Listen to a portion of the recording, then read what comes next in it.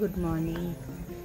সকালে আমি ছাদে এসেছি ওদেরকে খাবার দেখায় একটা জিনিস। এই যে লেগে গিয়েছে এই যে আমাকে বলছে, এই যে রাগ হয়ে গেছে, এই যে এইগুলো রাগ হয়ে সব রাগ করে বসে আছে। আয় আয় আয় আয়। আমি খাবার দিতে এসেছিলাম, তো বদমাস দুটো এখানে বসে আছে। আমি একটু দেখাই বদমাস দুটোকে। এই যে এরা এত বদমাস, এইটুকুনি পুচকি আর এত বদমাস এরা, মানে কল্পনাও করা যাবে না। ঘাট মেরে পড়ে আছে, ওরা খাবার খেতে আসবে, ওদেরকে ধরবে।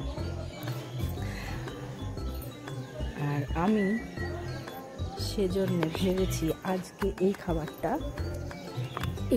আমি এখানে দেব না।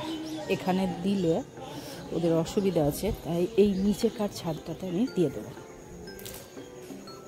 এখানটায় দিয়ে দেবো। এখানটায় দিয়ে দিলাম, এখানে সব চলে আসবে, এসে খেয়ে নেবে। এই বেরো চল যাবে না।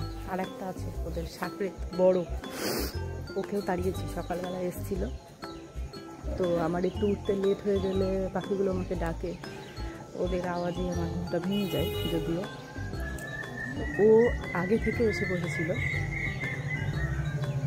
আমি তাড়িয়ে তারপরে উপরে আসলাম। যাই হোক, ঠিক আছে, ওরা ওদের মতো খাক, আমি ডিস্টার্ব করবো না। এই যে এখনো যায়নি এরা কত বড় বদমাশ আর কত সাহস এদের। এই বেরো